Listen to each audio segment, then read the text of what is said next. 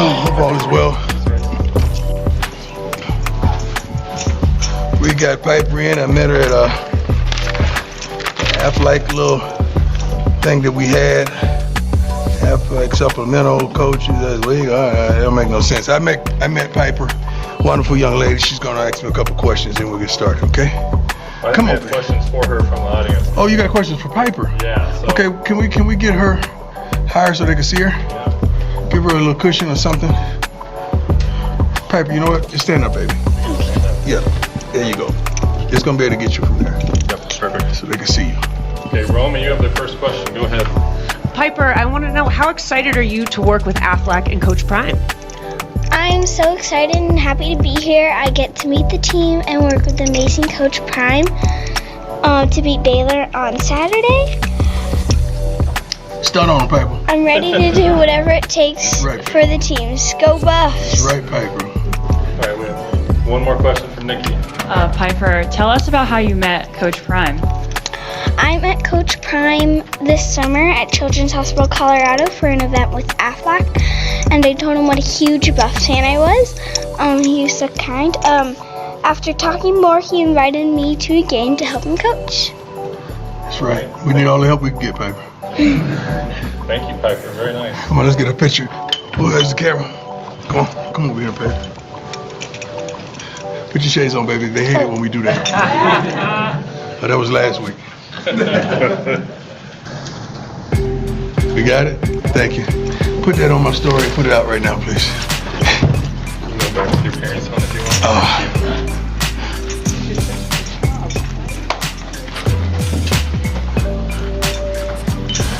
Great win last week. Had a couple days off. We practiced on Sunday and Mondays off. Come back today. I don't think it was a great practice today, but it was a good practice today. My expectations are climbing with them, and I know what they can and cannot handle. But they gave a tremendous effort. We're trying to clean up some things, even from last week. That game is behind us, but we're trying to move forward and make sure we truly understand the physicality from week to week. When we're more physical, understand our just basic fundamentals, we're able to run the ball effectively. It's one thing. It's always one thing that we miss one guy or we let one guy get in the gap that disables and disarms us from being the best that we could be. Other than that, I think we had a good day today. Coordinators have implemented great game plans. I can't wait to see how it plays out because I know things change during the week. I don't foresee anybody that was truly injured last week that probably won't be with us. We may get a couple guys back this week from off the injury report, but all is good. All is well. Let's go. Hi, Coach Nikki Edwards, CU Sports Report. When you look at Baylor and this team, what are you guys specifically game planning for? First and foremost, every week is the same thing. We want to be able to run the ball effectively. We want to be able to stop the run. Their coach has done a great job. Coach Miranda's done a great job of having this team disciplined in the things that they do well. They really do well. We got to, first of all, stop the run. I don't know which quarterback they're going to feature this week, but we're preparing for both quarterbacks. But that team, they have athletes. They're physical. They're strong. They don't make a lot of mistakes, self-inflicted wounds. I know they fumbled a few times, but that happens. That happens with us. It happens with everybody. But where he's taking his program is phenomenal. Morning, Coach. Taylor Sadusky, Sports Illustrated. Through the first 3 games, a lot of praise for the O-line, but specifically on Jordan Seaton. What have you seen through him and being the true freshman that he is? Jordan is coming slowly but surely. He's understanding footwork and technique is everything, because at this level you can't overpower, over muscle, or out athletic others. He's done a great job of listening to some of the best teachers that I've seen in quite a long time. And Phil and Garner and Big George, all of them chime in to complete these guys. But I love where Jordan is mentally and physically. Hey, Coach. Pat Graham, Associated Press. How you doing, sir? Good. Two-parter on Travis real quick. I guess you had Chan Bailey and Charles Woodson back in the day play both ways. In today's college football, does it make what he's doing at a high level even more remarkable? Yes, because a lot of teams are tempo, so he don't get a lot of rest. And just think about this. I just got finished talking to scouts about this, about what he can and cannot do. Pros go to huddle, so he's even getting more time to rest. So most teams you play, they run some type of a tempo, or the transition is much greater than pros from snap to snap. So with him getting that amount of rest, he cannot help but be a great pro. The practices are limited. There's barely no contact. You can't even hit a receiver downfield in the NFL no more.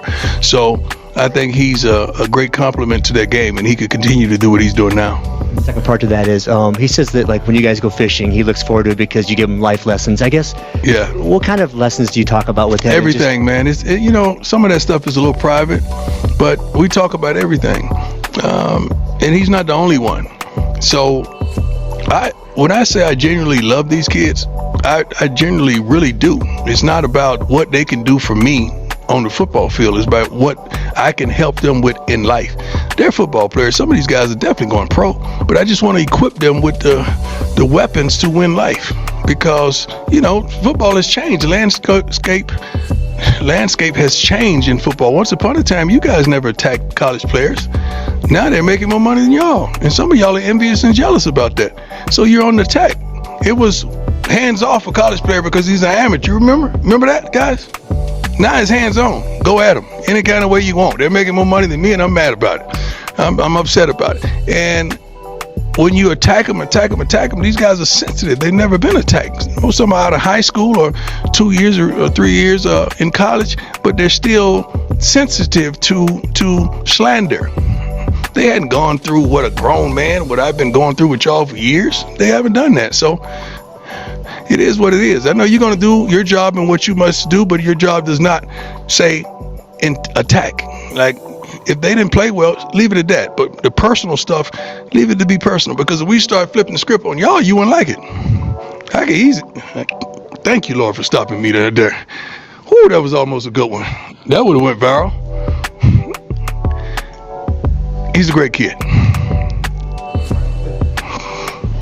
Hey, Coach. Brian Howell for Bullet Daily Camera. I know you guys prepare for every game the same, but now that you guys are in conference... I'm sorry, Brian. God is so good. God. You got to hear. Sometimes you got to hear. When I just heard stop, I'm sorry. I would have kept going, but I heard stop. And I'm thanking God for that moment. I'm sorry, Brian. That's right. I know you guys prepare for every game the same, but now that you're in conference play, is there maybe some heightened importance on tightening up, like the penalties? No. Just because it's a conference game, it's still a football game. It's still a football game. I mean, you don't want to be penalized. Nobody wants to be penalized. I don't give a darn if it's a scrimmage. I'm not going to say a game is a game, because you guys know rivalries are rivalries. That is that. You guys make more of it than we do, because we know we got to win no matter who's on the opposing side. But no, we don't say, oh, this is a conference game, we got to go harder. If you got to go harder, you shouldn't be out there going anyway. Hey, Coach. I'm just hoping if you could update us on a few injuries. First off, Dallin Hayden. We don't know where he is right now or what he wants to do. You know, I like to see it at practice before I see it in the game. So if he's able to play, he's going to play. Chidoze? Same thing. And then TC? TC's out. He's out. Coach Adam Lister, Tiger 24/7 Sports. DJ McKinney's play has been maybe a little bit overshadowed by what Travis Hunter's done early this season. Obviously, DJ's got the length. What else does he bring? Well, it's overshadowed to y'all, not to us. You guys don't mention him, but we mention him every minute, every moment we can. I mention him every day to the scouts, and they're asking me about him every single day we practice. DJ is long, could run, competes. I don't know if may have given up 1 or 2 passes on the season, probably for not even 20 yards or probably 17 yards. The kid can flat out play the game. He practiced with the same tempo, the same level of consistency. He's a first round pick to me. Maybe not this year, but next year for sure. And I know if he has any aspirations of going into the draft, he wants to be a first rounder. That's why I'm saying that. And I think the guy has all the qualifications to be a first round pick, high first round pick. Hey, Coach, with potential rain in the forecast for Saturday. We got rain? What forecast you got? Just changed this morning. No, let me see. It ain't say rain on mine. Who do you use? Straight up. I just saw it from a local meteorologist this morning. There you go. A meteorologist? That's a mistake. I got 5169. This joker's been accurate. Anybody else got? Read yours. Either way, let's just say there is rain on the. No, we're not gonna say there is rain. I'm one of those good weather man. When you say 60%, I say 40%. 40% chance that a meteorologist that I respect highly said that there's a pretty good chance it rains on Saturday. 30%. Okay, I don't know which one I got. I need to check mine. Rain does not. I was just going to ask if you do wet ball drills or anything different to prepare for. Yeah, with rain, 30% is 70% it won't. Let's do drills that say it won't rain. How is that like prominent, like a wet ball drill? Something that you see done in football. Yeah, we've done every type of thing. Like, you got to understand, like we got a bunch of people who know football. Like, we're going to do everything we can to put our guys in the best situation possible. That may come after practice, that may come before practice, but we're not going to take time out in practice to do a drill based on something that may not happen. Troy Finnegan, CU Sports Report. I know you've been very complimentary of Micah since he's been here. Yes. But was it even eye-opening for you to see the difference in the run game? I know there's a lot of factors that go into it. Yeah. Does that change kind of the way that you look at the split? Let's not put that on the backs. All our backs are good. I've been saying that since day one. We have to have the proper blocking for those guys to make it happen. So I think all our guys would have hit it. All our guys would have made certain runs. Mike could give you a physicality, a low center of gravity. He gives you all of that, but I'm not going to lift one up and put one down like we so eloquently do. All those guys could run. He did a phenomenal job, especially as a true freshman, but he got here in the spring and got ready. Got physically and mentally and psychologically ready for his moment. And he excelled. Scott Proctor, the Colorado coach. How you feeling? Good. A couple of players showed love to DC Robert Livingston after the game on Saturday. Yeah. Has this surprised you at all how quickly he's adapted to this specific unit and how quickly he's adapted to being a first-time play caller? Not exactly whatsoever. What you expected to be. He's more. That's why he's hired, because what he brought to the table in the interview and dissecting the teams that we're going to play before he even got the job. There's something that happened in the interview process. His communication skills, the several young men that called me to validate him, that are professionals that have played for him in the NFL, and just his overall willingness to listen to a wealth of knowledge in that defensive meeting room and not just be a dictator. You got to understand he's very wise because he came here alone. What I mean by alone, yes, he has a wife and 4 kids, but he came here not bringing one of his guys in. So oftentimes that's a tough scenario to coach in when you don't have your own guys at the certain positions, but he's done it seamlessly, and I'm proud of him. Really, really, truly proud of him. Hey, Coach, a couple quick questions for you. Can you clarify with TC when you say out? TC's out. He had surgery. Okay, so he's done for the year? He's out. Okay. And then another question is, 3 games in, Shadour's obviously had several offensive coordinators. He had to adjust a lot throughout his career. What do you feel like that? How do you feel like that adjustment's been going for him 3 games in with Pat Sherman? Great. Shadour's a pro, man. You guys know that. I'm not telling you nothing you don't know. And whenever we give him time, we understand the results. It hadn't been one game in his career here that he's had time to do what he needed to do that he has failed you. I just happened to be on site his entire career, and I know what he's comprised of. The kid can play this game. What Coach Shermer brings to the table is unbelievable with the communication process. You would have to hear it and understand it throughout the week and sit down, coming together on game plans and situational football, and listens to what he sees. He may see something out there pre-snap, whatever, that we don't see because we're not out there. And it's phenomenal the adjustments he makes in using the tablets to his finest moment on the sideline. That's a additive to us and how he sees the game. He's played a lot of football. Pat Rooney, Boulder Daily Camera. Coach, you touched on this a little bit after the game on Saturday, but the O-line obviously really responded on Saturday night. that confidence boost for them? What can it do for them going forward and maybe building on that going into conference play? Great question. It's a tremendous asset to just the confidence of the O-line, what they've got, because you guys, not you guys, but whoever did it, they beat them up pretty badly. I'm proud of those guys. I know what they have inside of them. I believe in them. I've been believing in them since day one, and they just had one bad outing. They didn't have it all together, but we still did some promising things in the Nebraska game, although that's in the past. So we've just build on each play and try to perfect each play and move on to the next. But I truly believe in those guys, run and pass.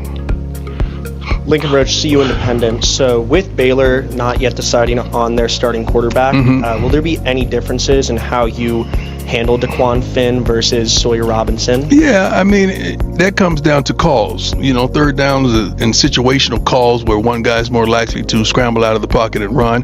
One guy's going to get rid of it quickly out of his hand to try to move chains. So, yeah, that has a factor in when you're calling it throughout the game. But as far as the preparation, you got to prepare like you're going to prepare for both of them. But one guy features a different asset than the other. That's definitely true.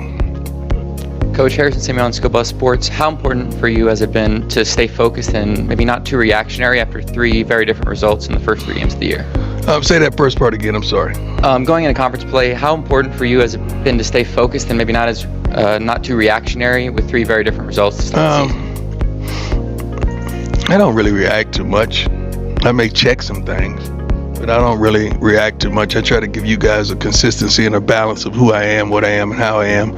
And I want that from our young men as well. So I try not to react to some of the foolishness that I hear and see consistently. Our young men, we got to do a better job of equipping them with the ability to just keep on going. And don't look either right or left. Don't look at the hate or the cheers. Just keep on going. John Treach, 9 Hey, News. can you get my man some water, please? You got a bottle of water? No, I'm not trying to embarrass. I'm serious. We gotta get him a bottle of water, please. I'm sorry, my neck is gone. I can't even turn my darn head. Yes, sir. As you enter Big 12 play, what are you most excited about, or what are you most confident in with your team? I'm not excited about as we enter Big 12 play. Like, every game is big play.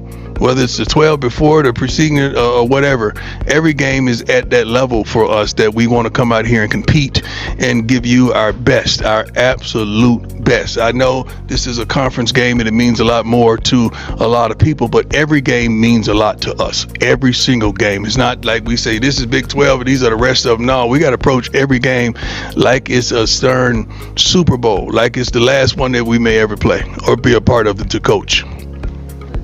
Football specific, I know it's a small sample size, but Baylor leads the entire country in pass defense and net punting. So they're owning the field position game. What kind of challenge is that? We got to be who we are. We got to run the ball effectively. We got to. Our receivers are a tough cover. When we're protecting our quarterback, our receivers are a tremendously tough cover.